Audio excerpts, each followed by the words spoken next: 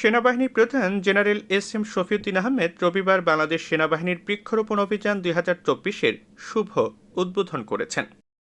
এই উপলক্ষে সেনাবাহিনী প্রধান ঢাকা সেনানিবাসের শহীদ মইনুল রোড এলাকায় একটি বকুল গাছের চারা রোপণের মাধ্যমে ঢাকাসহ দেশের সকল সেনানিবাস ও টিওএইচএস এলাকা এবং জলসিঁড়ি আবাসন প্রকল্প এলাকায় ভিডিও টেলিকনফারেন্সের মাধ্যমে একযোগে বৃক্ষরোপণ কর্মসূচির উদ্বোধন ঘোষণা করেন। আমি নির্দ্বিধায় বলতে চাই, যতগুলো সামাজিক কর্মকাণ্ড আমরা করি তার ভিতর অন্যতম ভালো হলো এই বৃক্ষরোপণ। আর এটা আমাদের মাননীয় প্রধানমন্ত্রীর যে দর্শন, 1 ইঞ্চি জমিও খালি রাখা যাবে না, সেটার সাথেও কিন্তু খুব বেশি যায়। আমরা দেখেছেন যে যেটা জাতীয় পর্যায়ে আমাদের বৃক্ষরোপণ 5 জুনে শুরু হয়েছে, চলবে 5 সেপ্টেম্বর পর্যন্ত।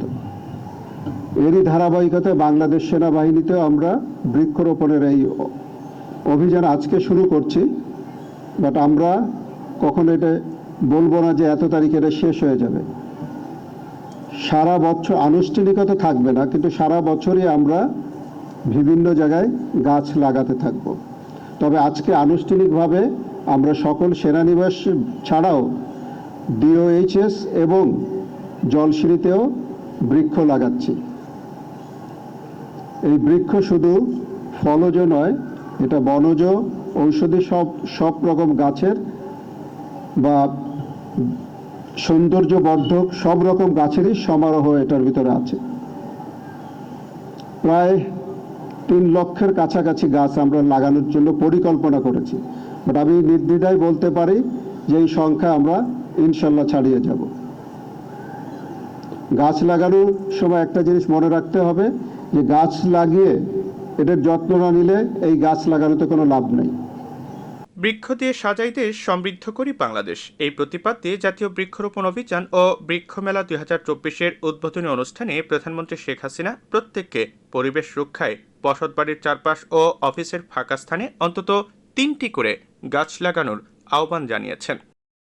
সেই লক্ষ্যে বাংলাদেশ সেনাবাহিনীর বৃক্ষরোপণ অভিযান ২০২৪-এর সকল সেনানিবাস, প্রশিক্ষণ এলাকা, ফায়ারিং রেঞ্জ এলাকা, ডিওএইচএস এলাকা এবং জলসিঁড়ি আবাসন প্রকল্প এলাকায় ফলজ, বনজ ও ঔষধি প্রজাতির বৃক্ষসহ সৌন্দর্যবর্ধক গাছের চারা রোপণ করা হবে, যা আগামী 5 সেপ্টেম্বর ২০২৪ পর্যন্ত চলমান থাকবে।